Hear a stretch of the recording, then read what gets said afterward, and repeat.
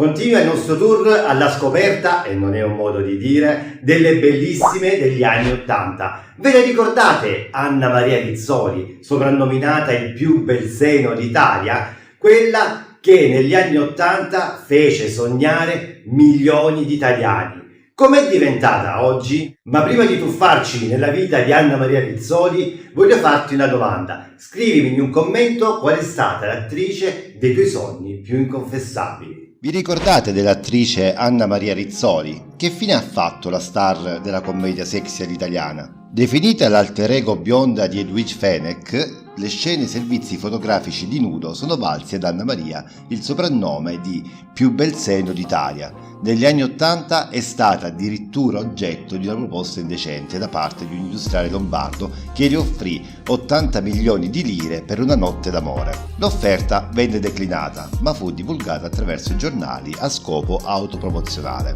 Anna Maria Rizzoli, classe 1951, spopolò tra gli anni 70 e 80 per la sua partecipazione alle commedie all'italiana, in cui interpretava soprattutto la bomba sexy grazie al suo fisico alto e slanciato e la sua chioma bionda.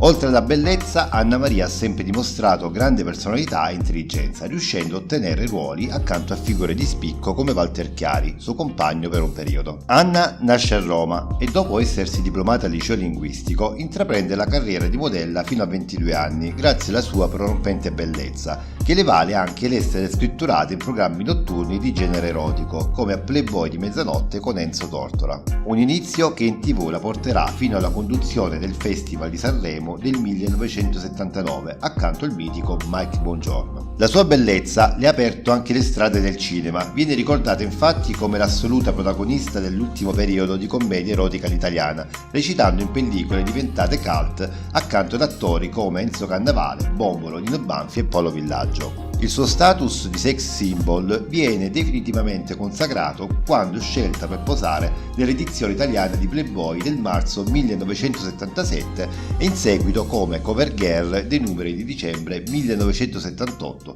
maggio 1981 e settembre 1983.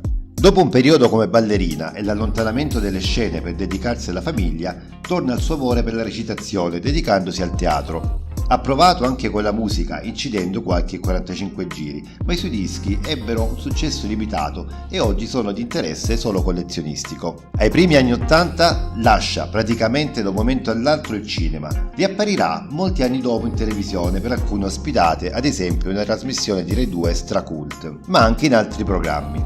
In un'intervista ha raccontato cosa ha fatto dopo aver lasciato il cinema e le risponde: mi sono sposata con un noto architetto, Mario Margheriti, poi dopo qualche anno di matrimonio ho divorziato. Siamo però rimasti amici e adesso collaboro con lui nel settore dell'arredamento ed io mi diverto a fare questo. Anna Maria spiega che comunque non tornerebbe a fare l'attrice, anche perché poi ti farebbero fare la zia e la mamma e non mi piace. Attualmente vive a Milano ed è molto attenta alle tematiche sociali e si occupa di beneficenza e di ambientalismo. Negli ultimi anni è tornata in TV ospite ad alcuni programmi, grazie anche alla rivalutazione del genere commedia sexy all'italiana.